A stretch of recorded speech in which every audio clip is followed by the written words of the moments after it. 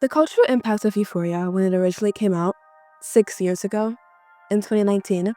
6 years ago, the cultural impact of Euphoria when it originally came out 6 years ago cannot be understated in terms of fashion, makeup, making parents uncomfortable, and making substances look really cool. In fact, the show was so big at the time, it's hard to believe that it did not have a long-lasting impression on the genre of fantastical fiction or teen dramas. Might be because of all of that gnarly behind-the-scenes drama, the horror of the second season, and the insane wait time for the third season. I fully believe Euphoria should have only been one season, cementing its legacy in the canon of not just teen drama, but a drama in general. But we weren't so lucky. In 2019, as I was preparing for my senior year of high school, for reference, I have since graduated college last year, Euphoria was announced as a new HBO Max endeavor between former Disney Channel star Zendaya and Sam Levinson. At the time, Zendaya was coming off of the wildly successful press tour for the wildly successful movie Spider-Man Far From Home, the second installment of the series. Meanwhile, Sam Levinson, son of filmmaker Barry Levinson and production designer Diana Rhodes, had only had a few smallish projects under his belt, and this was his first truly big endeavor, his big break, you might say. Kind of like the original cast of The Idol before they were all fired,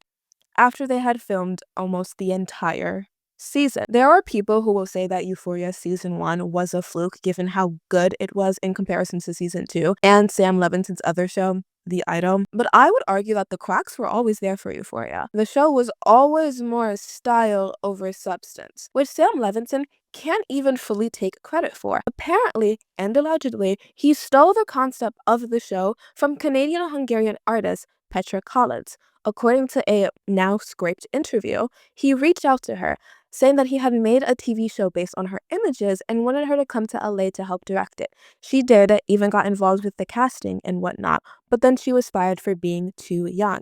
And then she saw about a year later that the show had ended up being made anyways, with her creative input, but not any credit. It mirrors what was done to the original director of The Idol, Amy Simons, who was fired after The Weeknd said that the show was too much of a, quote, feminist lens, as detailed in the scathing Rolling Stones article, how HBO's new Euphoria became the next torture that came out before the show even aired, really undermining its ability to take off the ground at all. Only after she was fired was Sam Levinson brought onto the project. Needless to say, he is not a popular man these days, fallen far from the glory days in which the first season of Euphoria was heavily praised. But even then, it was criticized for glamorizing toxic and destructive behavior.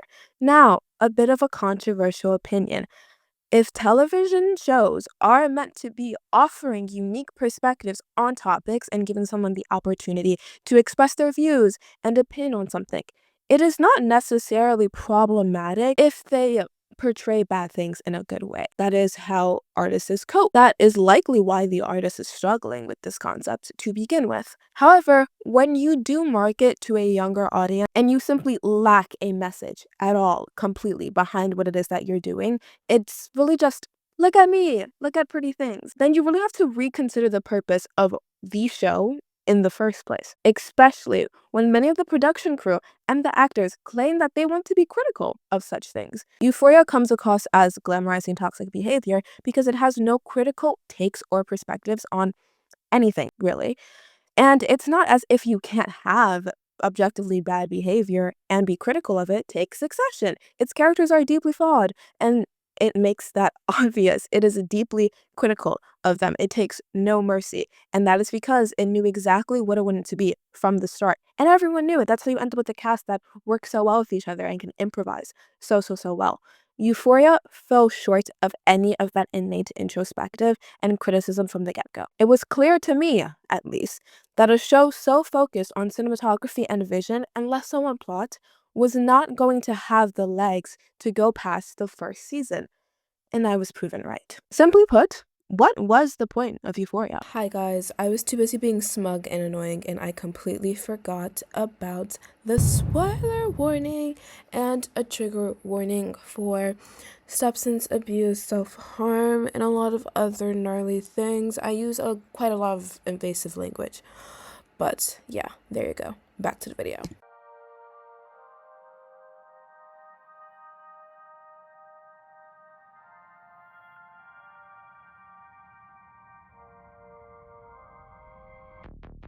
Zendaya plays Rue, a struggling drug addict who has just come back from rehab, and it makes it clear to her friends and us, the audience, that she has no intention whatsoever of staying sober, even though she went to rehab after her little sister, Gia, found her overdosing and unresponsive. We eventually find out that Rue has been struggling with a variety of mental health issues since she was very young, but also ever since her father passed away from illness. This left her mother a widow of two, struggling to take care of two very, very different daughters. Other characters include Ruth's childhood bestie Lexi Howard, played by Maud Apatow, Lexi's sister Cassie, played by Sydney Sweeney, Cassie's best friend Maddie, played by Alexa Demie, their other friend Kat, played by Barbie Ferreira. There's also another girl that they're friends with, but she's really relegated to background character. Maddie's boyfriend, Nate Jacobs, played by Jacob Elordi, Cassie's boyfriend, McKay, who I actually forgot had such a big role this season, Rose de la Fesco, played by Angus Cloud, may he rest in peace, and Fez's younger brother, Ash. And, of course, to round out our main cast, the new girl, Juice, played by Hunter Schafer. The first season is structured in that each episode is dedicated to telling the backstory of each of the main cast.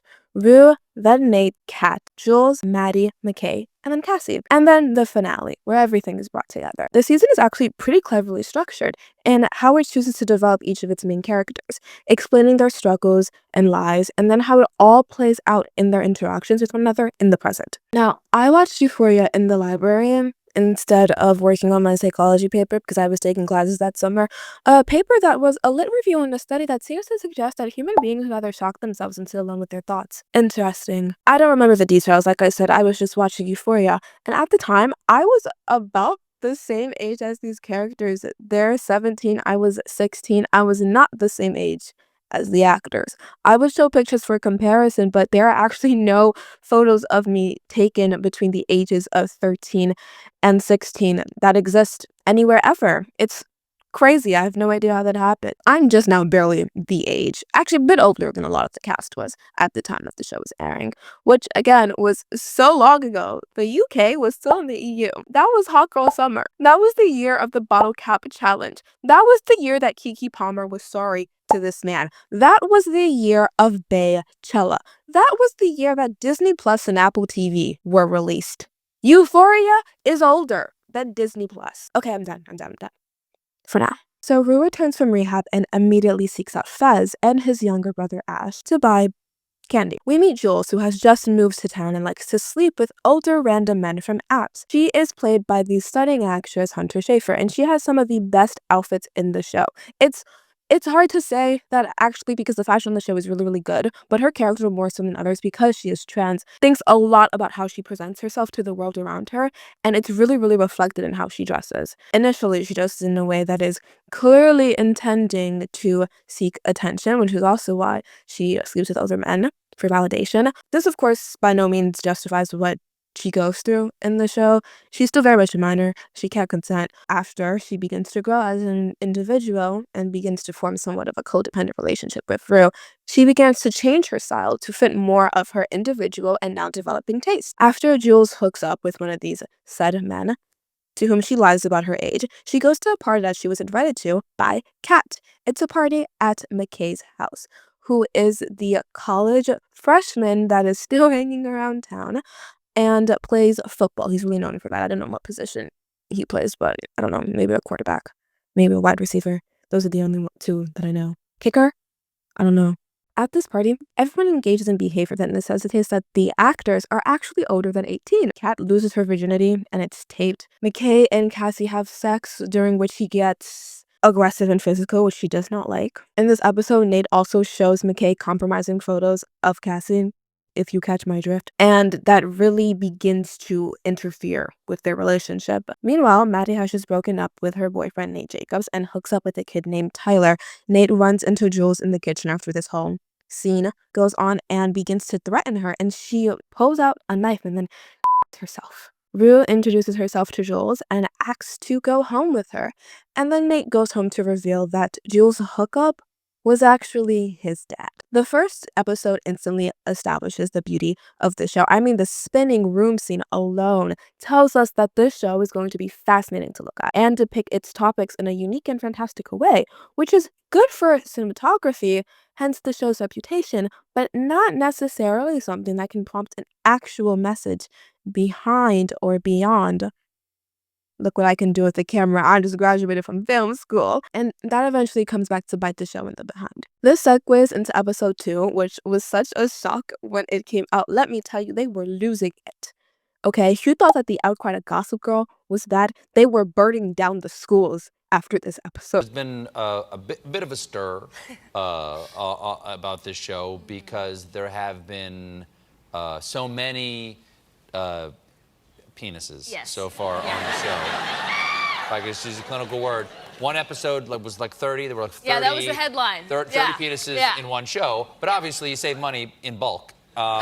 This episode is all about Nate and his daddy issues. When he was young, around the age of 11, he found his father's extensive video collection, and it really, really messed him up, as they also included photos of him with people in the not-so-holy way that were definitely not his wife / Nate's mother. Particularly, they were men and transgender women. And they were particularly violent and forceful, which is not something that a kid should ever have to see, let alone see their father do. Nate has an older brother who was barely mentioned, and a third brother that they apparently forgot to include the cast, but there is a picture of him with 2 brothers. You get the sense that his family is really hanging on by a thread.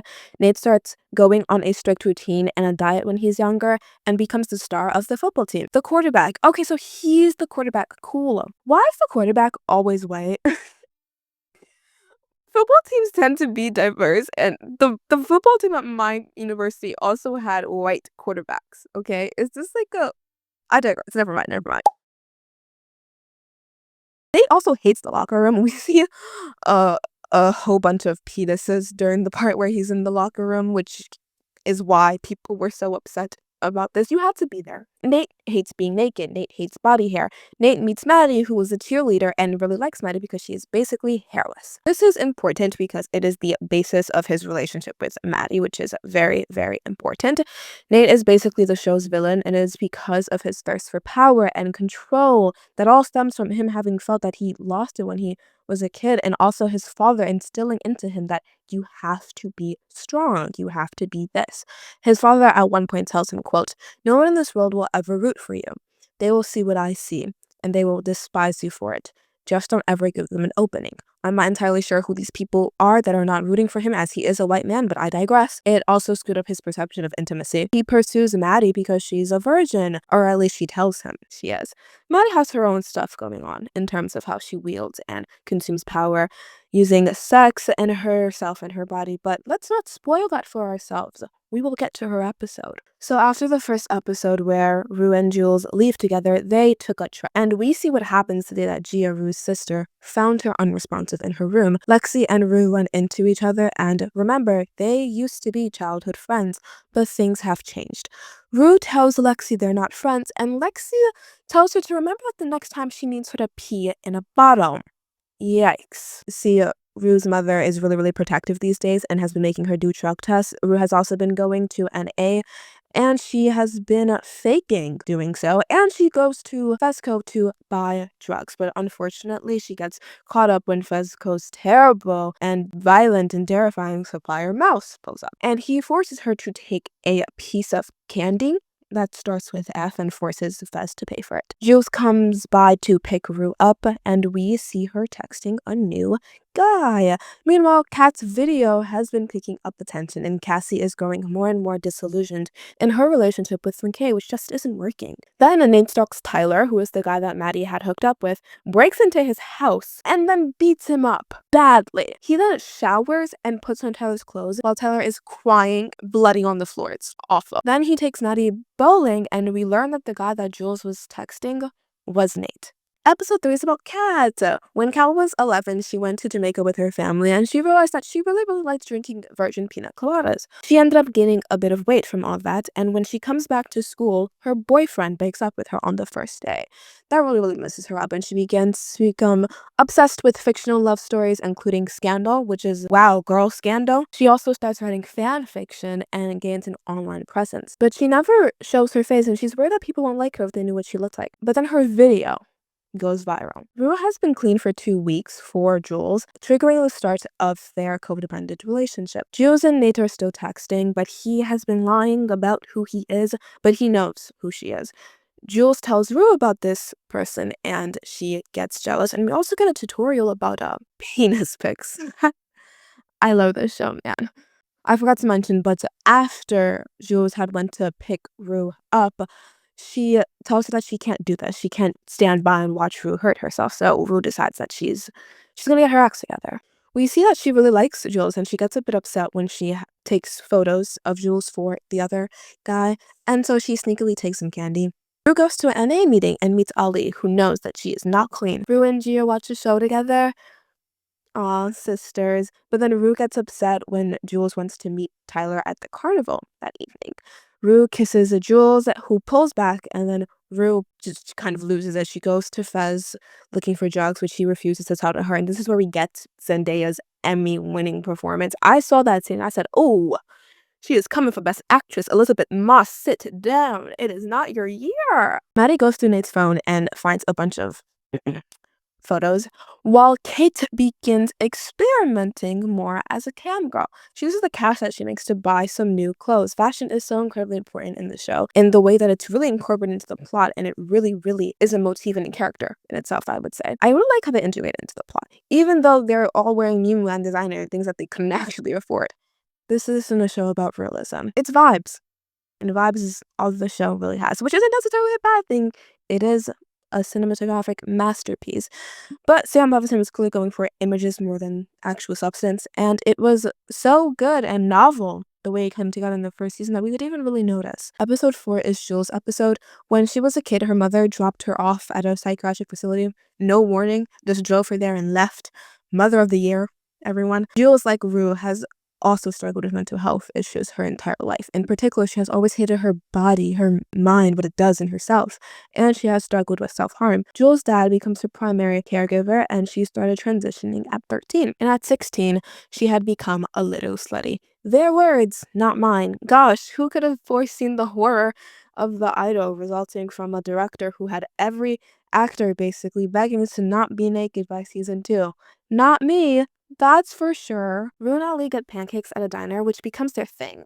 And he knows that her relationship with Jules might be a bit codependent. She's her substitute for drugs. Nate's dysfunctional family is entering the chili contest at the carnival, and Maddie shows up in the iconic Maddie outfit. No way you haven't seen it, even if you haven't seen the show, which enrages Nate, who asks her, why are you dressed like a hooker? I have such a clear memory of explaining the scene to one of my friends who didn't watch the show to explain why Nate is the absolute worst. McKay says in front of Nate and his family that Cassie isn't his girlfriend, which of course upsets her, but McKay explains that, well, basically he is embarrassed to be dating the town slut. That's not what he said. He did it in like better words, but that's what he meant. Trust me. Jules and Rue make up. Kat and Ethan hang out, but she gets upset when she sees him talking to another girl, so she bails. She goes and hooks up with someone else immediately after. She's in her sexual liberation era. It was hot girl summer. While this is happening, Cassie kisses Daniel, and then she starts getting it on, is the best way I can describe it, on the carousel alone. These kids are 17. Jules sees Nate's dad and realizes that she was with Nate's dad, and she tells Rue. Rue doesn't believe her at first, so she goes up, and then of course, the dad starts freaking out. Cal is his name, and Rue realizes she's telling the truth. Maddie knocks over the family's chili pot. Why was this carnival 10 hours long? And then Nate assaults Maddie, grabbing her by the throat and pushing her up against the wall. She confronts him about the photos she found on his phone when he eventually lets her go, which were of someone else, she confirms.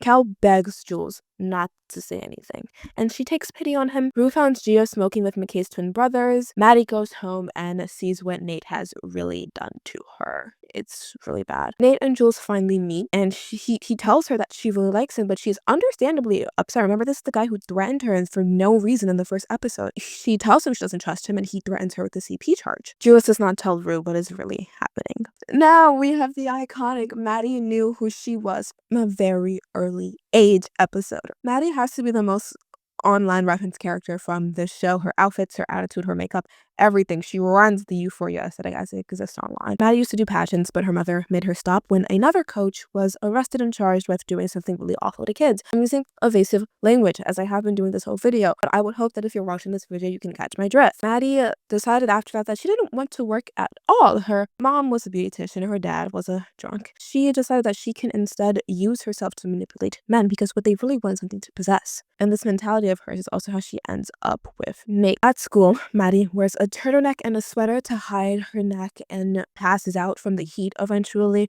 from not eating all weekend as well. And so the cops are waiting for Nate when he arrives at school. The cops take photos of Maddie and they have to physically restrain her to do so because she's resisting. And a female cop says to her, "Whoever did this to you does not love you," which she really needed to hear. This doesn't stop Nate from gaslighting her and saying that she was maybe on something and with someone else. Later, they meet at a motel. Rue's mom warns her about Jules giving her a delicate state, and at NA, she reveals that she has been lying, but she has been sober for 13 days now. Rue, Lexi, and Jules go roller skating. Fun! But Jules does freak out a bit when Lexi tells her that Rue has been doing better because of her, and then again when Rue sleeps over. Kat continues her hot girl summer. There is this scene where I'm not gonna say that this is why I'm a Billie Eilish fan, but it's not why I'm a Billie Eilish fan. There's "you should see me in the crown" playing in the background. Iconic. Cassie tells McKay about the photos that Maddie told her about, even though Maddie said to her, "I don't know if your mind is all scrambled from like the Molly that you take, but I never said that. You spit a lie like that and I will kill you." Iconic. Our little messy icon. Episode 6, we meet McKay. He was pushed very hard by his dad in football. McKay is currently in college where he has realized that he might not make it to the league. In fact, he's really good at math and he's done the odds, so he's pretty sure he's not going to make it to the league. He also really likes Cassie, but he thinks that she thinks very little of herself. She has to because her reputation, which she is insecure, but right as for wrong reasoning. It's Halloween! Iconic outfits for the Euphoria canon, and Lexi is Bob Ross. Baby, did you miss the Mean Girls monologue? Love her. Rue and Lexi have this really funny scene where they interrogate McKay's twin brothers about Gia, and it's so funny because the whole time Lexi's just in the back like, yeah, yeah, yeah, there's the door. Rue and Fez make up at the party, and in this completely out of left field moment, McKay gets assaulted by apparently the town's resident junior KKK. They barge into his room when he's with Cassie after he has really upsetting and violent intercourse with Cassie, and she realizes that she might be pregnant. This moment was completely unnecessary, genuinely. I would re-traumatize myself seeing it again. Jules gets really drunk as the night before Nate threatened her with her photos, and she and Rule kiss in the pool. It's this really cool underwater moment. Ken and Kat hook up, but she leaves, and Daniel is terrible to Cassie when she doesn't want to have sex with him. Meanwhile, Nate forces Tyler to take the blame for the assault and forces Jules to identify him even. Then Nate and Maddie are Bonnie and Clyde for Halloween. Episode 7 is about Cassie. Cassie used to be a figure skater. Her dad really wanted her to be one, but eventually he stopped paying for lessons, and then eventually he left completely. Cassie is actually older than Lexi, by the way, which I forgot about, especially given her meltdown in season 2. Cassie grows up desperate for love and attention as a result of their deadbeat dad, and develops a belief that her only worth is in her body. Eventually, after going from terrible boy to terrible boy, she finds McKay. Oh, and she is pregnant. Rue is having a manic depressive episode where she switches from being a detective to watching Love Island and not being able to use the bathroom. But Detective Rue and sidekick Lexi begin to put the puzzle pieces together about Nate and what's going on with Jules. Also, Kat hooked up with Daniel, and Daniel was her childhood boyfriend. Cassie asks her friends if she should tell McKay about kissing Daniel, and Maddie checks Kat, who has been awful to all her friends thus far, and she says that she hates the new her. And Kat says that she doesn't want to talk to her about her toxic relationship. Maddie may have a point. Gia checks on Rue. Rue snaps at her and also at her mother's boyfriend. Something that Euphoria is really, really good at doing, in addition to interweaving different storylines, as you might have noticed, is not always making it clear what's real and what's a dreamy vision. We can't exactly tell the difference between what's going on in Rue's head and what's actually happening. Jules texts about being out of town to see a friend. Rue asks Fez to intimidate Nate with a gun, and he says no, obviously. And also, he's bathing his grandmother. He's the best character in the show, y'all. Sit your manic down and be quiet for 5 minutes, Rue. I'm not playing with you. You recorded it? You didn't know you were recording? I'm sorry. I'm getting ahead of myself. Also, Mouse is up to no good again. Jules meets her friend out of town, and she also meets a girl named Anna. And Cassie tells McKay that she is pregnant. He freaks out, who didn't see that coming, and Cassie says that she will get rid of it. Kat is still cam-girling, says, and they'd have a run-in, and Fez threatens him. Again, best character in the show. But then Nate calls the cops on him and his drug operation, so him and his brother Ash have to get rid of all the drugs, which is really bad because remember, their supplier, Mouse. Jules and Anna take a trip and then hook up, and Rue's mom helps her use the bathroom. Jules texts saying that she misses her. Alright, yay, are you ready for the finale? Let's go. Rue is in the hospital after her episode, and then she and Jules go to the winter formal. They argue because Jules is texting Anna. Nate shows up with someone who is not Maddie, as recently he and Maddie tried to have sex and he couldn't get it up. When do they even have time to be doing all this? When I was in high school, I was in high school. Okay? I couldn't even tell you what my homework was at the time. I have no memory of it. I was never there. Maddie told Nate that sexuality is a spectrum, and then she took a DVD from him. Then after, she runs into Nate's dad, who tells her to break up with him, which she does kind of do. Also, something that happens is that Nate and his dad argue because his dad sucks and Nate also sucks, and it gets physical, but mostly because Nate starts thrashing on the floor. I'm just as confused as you are. Cassie goes with her mom and her sister to get an abortion, and Fez commits a robbery in order to get the money for Mouse. And back at the formal, Kate apologizes to Ethan, who remember she bailed on after the carnival, and they make up. Rue threatens Nate, and then she and Jules decide to run away, but she backs out at the last second. And the final scene is Rue relapsing in a very creative way. So, season 1, not half bad. It's stunning visuals, it's stellar cast, amazing outfits and makeup, and you have the makings of a truly culturally significant show. But a show like this, with its main priority being presenting us with a fantastical interpretation of different life realities, will always have one glaring problem that was easy for us to ignore at first, but became less and less so. It is a show that is in no way rooted in plot. And because a show requires a plot to move past the first season, when you try to root it in plot, when previously its priorities have simply been, for lack of a better term, vibes, the premise will collapse in on itself. Now, there's nothing inherently wrong with focusing on vibes. It's making art out of television show. It's a really cool premise, a really cool idea. But it can only go on for so long, and then there's also the fear of glamorizing such things when you portray them in such a light, because there are no consequences for anyone's actions. And it's bad in terms of plot. It's bad in terms of building up to something. It makes substances look cool, and everyone's unhappy, but they're young and beautiful, and to a struggling child, that's all that matters. So season 2 is season 1 without the novelty, and that makes it significantly worse. And also, a lot of behind-the-scenes drama has since emerged about the cast. But let's not get ahead of ourselves. There's a time and a place. A time and a place. Season 3 has been taking forever to come out because of all this continuous drama, and in a true fashion that I completely predicted, they have been struggling with the plot for season 3. It's difficult because there is no plot. After season 1, there were 2 episodes that actually came out as a kind of inter-season special. One of them was about Jules after the events of the first season, the finale, and the other was about Rue. They don't matter. Okay, they're not important. Let's get on with season 2. Season 2 opens up and we learn about how Fez was raised by his badass grandmother, who was a gangbanger. She gets sick and he takes over the drug business and also is out to take care of Ash. There's a scene where Rue is driving with Fez and Ash and she's singing along to Tupac's Hit It Up. The music of the show is definitely not meant to be a fragment of realism or a moment in time. Compared to The Wire, which only actually has music and that's being physically played by the characters in the show. So the complete opposite end of the spectrum. It's playing the songs that are best going to communicate the vibes of the scene, you could say. Fez deals with this guy who has a girlfriend named Faye, and then they were all forced to strip naked and there are weapons, and there's a woman named Lori who seems to be the boss, and she asks us where Mouse is. Mouse, who Ash killed with a hammer. Ash is something else this season. They finish up, and Rue, fresh off of Zendaya's no nude class, is impressed by Lori. Faye ends up staying with Fez and Ash for most of this season. And then we start off with a New Year's Eve party. This one was for the books because it's where, dun dun dun, Cassie hooks up with Nate.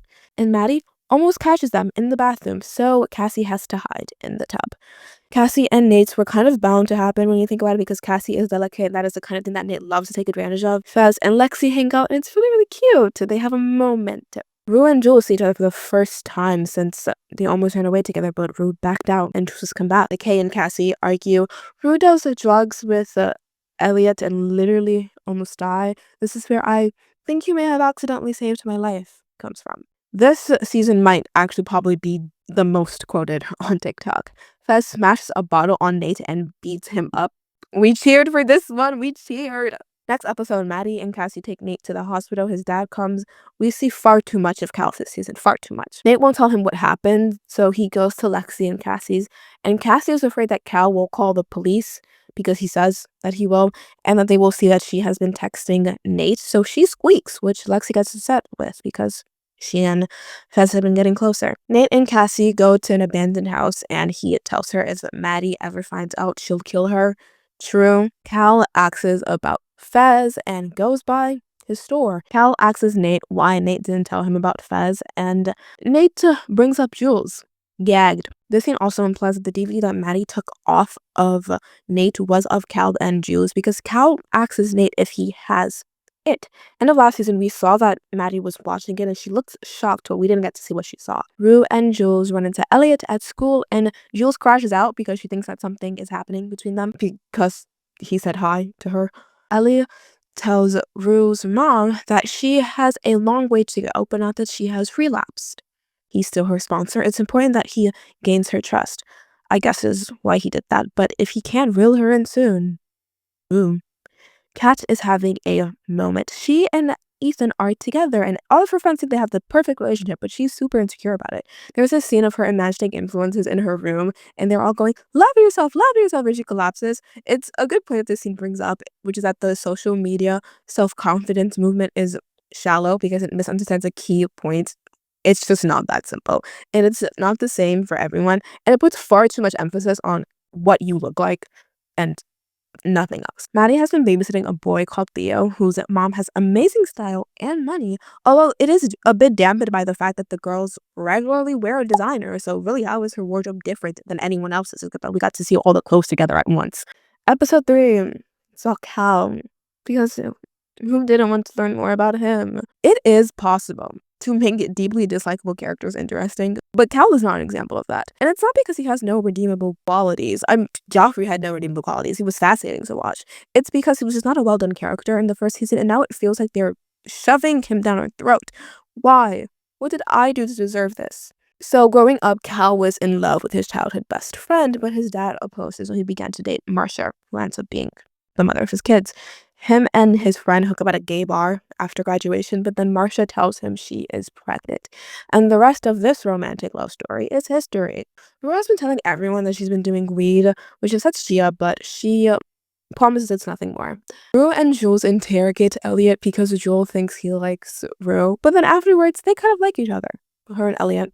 Meanwhile, Cassie has been waking up at 4 a.m. to get ready because then maybe Nate will give her an ounce of attention. Cassie has actually hit complete rock bottom. This is also when the show gets completely ridiculous because everyone just stops being even a semblance of a real person. Mind you, Maddie and Nate are still involved. Cal tries to go to Fez because he thinks he has the disc, but unfortunately for him, Ash is also there. Ash completely unhinged this entire season. This scene with Fez, Ash, and Cal is one for the ages. I just want the disc What disc? of Jewel and I. Yo, you recorded that? I didn't know. You didn't know that you were recording? Many iconic TikTok audios from that one conversation. You recorded that? You didn't know you were recording? Who's Jewel? Who decides that she's going to promote herself as a dealer to Lori, and she will definitely be getting high on her own plot. She goes to Lori and pitches her schemes and gets 10K and also a threat. She takes the suitcase with all the candy to NA, and Ollie confronts her and they argue about it. She then goes home and does what I just said. She takes the candy. Now Lexi, my baby girl Lexi. She's working on a play. Yes, the one, the only, is this play about us. There is a scene where she's staying up late to work and Cassie wakes up at 4 a.m. and they're both like, why are you awake? There's another scene at school in the bathroom where Cassie is dressed interestingly, trying to get Nate's attention, and Rue asks if she's auditioning for the play, which nobody even knows about. Let's keep it on the DL. And then Kat says she looks like she's in Oklahoma, and she goes, in a good way or in a bad way? In a good way or in a bad way? And then Maddie goes, you better be joking. The world was never the same. We have been quoting that scene every day since. Cassie also imagines herself breaking down and confessing the truth that guilt has been eating her up. And she goes, I am in love with Nate Jacobs and he is in love with me. And no, Maya did not boyfriend. You have been broken up for 2 whole weeks and you can all judge me if you want, but I don't care. I have never, ever been happier. I'm not going to play the scene like I didn't just recount it play for play, and you're going to enjoy it anyways. Wait, are you in the play? What play? Lexi's play. What do you mean Lexi's play? Oh my god, do I look like I'm in Oklahoma? Why would your play be set in Oklahoma? You thought I was auditioning for Oklahoma. I don't understand. If you're not auditioning for Oklahoma, then why do you look like that? Like what? Like a country music star. In a good way or a bad way? You better be joking. Are you okay, Kat? No! Yes! I am in love with Nate Jacobs and he is in love with me and you know you can give me that look, Maddie, because I didn't your boyfriend. You two were broken up for 3 weeks and 3 days, and you guys can all judge me if you want, but I do not care. I have never, ever been happier. This scene is great. Show could have been so good this season if they focused on really building on those interpersonal character relationships that they focused on, and they were kind of building up to with all the character development in the first season, but we weren't so lucky. Episode 4, remember how I said Jules was jealous of Elliot because she thought that he and Rue had something going on? Remember how I also said everyone stops really being an actual person this season? Jules starts hooking up with Elliot. Everyone is pissing me off. Manny's having a birthday party at Cassie's, who's been crashing out. This is the episode where we get, that's not something to be proud of, Cassie. She gets super drunk while listening to Drink Before the War, R.I.P. Sinead O'Connor, and throws up in the hot tub while Nate and Maddie argue over their relationship. Rue is in love with Jules, but so high all the time she can't feel anything, so she fakes one with Jules, who notices, and then she kisses Jules, that is. The one who thought that Elliot was going to sleep with her girlfriend. So she just had to do it first. They go to the liquor store and Rue steals something, so they literally have to escape. Jules gets mad that Rue is drinking, like she didn't take her to a liquor store. Elliot eventually at the end of this episode confesses to Jules that Rue is not clean and she's been lying. Also, Cal bears it all to his family. It's ridiculous. He reads everyone to filth and just leaves. The I saw on your computer made my jaw drop. Be gone, demon. Good riddance. Next episode, Jules tells Rue's mom about her using again, and Rue and her mom have a huge fight. This is where we got the "you wish I was different, so do I." Zendaya wasn't satisfied with being the second black woman to get an Emmy for her Best Lead Actress. She needed a second one. She did 2. Okay? Maybe we're getting a 3rd season because she wants 3 times the charm. She starts freaking out when she realizes that the drugs are gone, which is bad because Laura don't play. Jules and Elliot are there, and Rue starts yelling at Jules, who just says, I love you. Rue breaks down and agrees to go to the hospital with her mom. She packs some stuff. Gia and her mom get in the car, and then she just jumps out and starts running. She starts experiencing withdrawal symptoms, so she goes to Lexi's and Cassie's, and her mom finds her. And everyone starts arguing about how Rue was using again, and Cassie goes, you just have to take it one day at a time, with a big old smile on her face. And then Rue, I'm gonna just show it to you. How long have you been f***ing Nate Jacobs?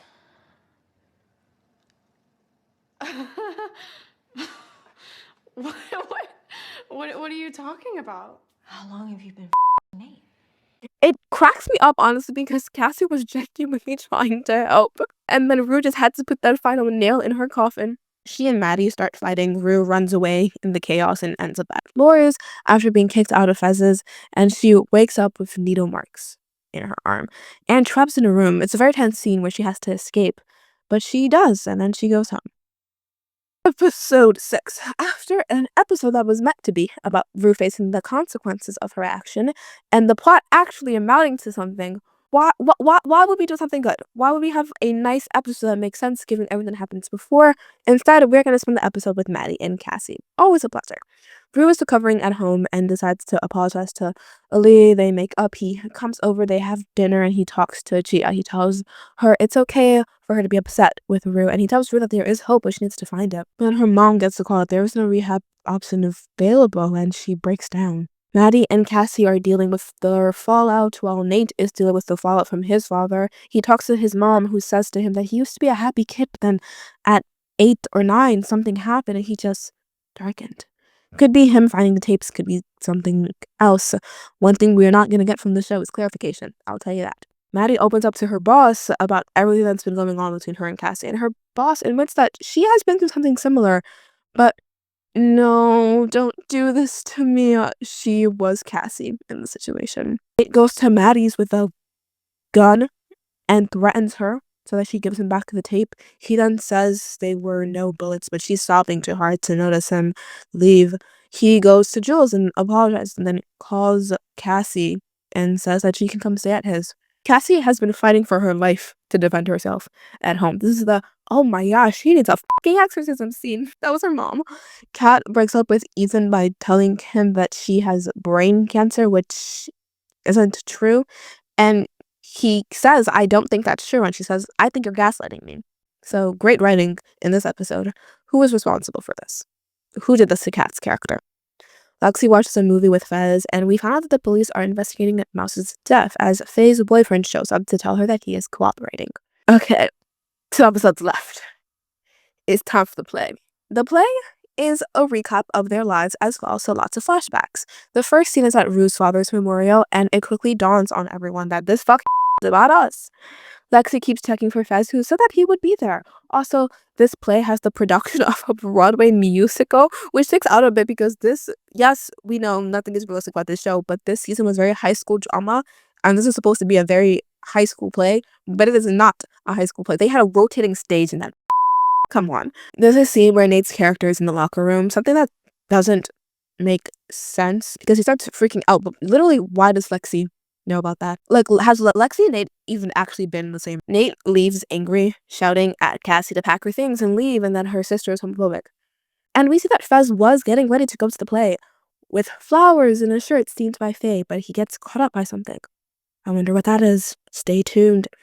The finale. So, a pal of Mouse from season 2 tells Ash and Fez that the police found Mouse's body, and then Ash stabs him in the neck. He is not playing around this season. At the play, Cassie is crashing out and struts back into the auditorium. She gets back on stage and causes a scene, pun not intended, by dragging Lexi out. She also attacks the girl who is playing her, and then Maddie goes, oh, she needs to be put down, and gets up on stage and attacks her. They run off stage while Lexi struggles to recover, and the audience starts chanting her name. The police are at Fez's, and there's a shootout. And Ash, my beautiful baby boy, he was doomed from the start, wasn't he? You know, I actually started the finale when it originally came out and realized after, when I started preparing the script, that I did not finish the episode. I just cannot with this season anymore. It was too much. Ugh. Lexi's play ends in applause. The final scene being her and Rue having a heart-to-heart. Maddie beats Cassie's. They kind of make up. Jules and Rue make up. And then the episode ends with Nate calling the cops on dear old daddy. And Lord knows he has the evidence. Have you noticed something? It may be that this season, the second one, felt very different from the first. I know it was just a recap, but I think it's fair to say a lot less happened. That's because nothing really happens this season. I complain about the lot of a concrete plot season 1, but at least they had all the character development going on, you know? This season gave us nothing, okay? The first season was at least jumping from scene to scene in favor of cinematographic excellence. But this season, the House of Cards completely collapses. The cleverly crafted, somewhat characters from the first season, they don't exist anymore. They're just characters of who they were originally meant to be. Tropes, really. And everything that it was building up to falls completely flat. Maybe because it was building up to nothing. I guess we'll never know. I do think something that was done this season was that interplay between characters, but I really, really wish that they had done more of that. It could have been a great foundation for it. But they don't have me working for them. So instead, the season was. And now, season 3 is fighting to be made for that exact reason. There has been so much drama amongst the cast, particularly with Sam Levinson, who has been accused of enacting grueling work conditions during season 2. Apparently, he would show up to set not having a shot list, and he would force the cast to clock 15 to 17-hour days. And he even committed SAG violations by forcing extras to wait up to 6 hours for a food break. Sydney Sweeney has complained that she had to literally ask Sam if she could put her clothes back on for some of the scenes because she thought that there was an unnecessary amount of nude scenes in a 2022 interview with The Independent. And there has apparently and allegedly been drama between Sam Levinson and Zendaya, the star herself. Apparently she was upset that he was prioritizing other projects over Euphoria.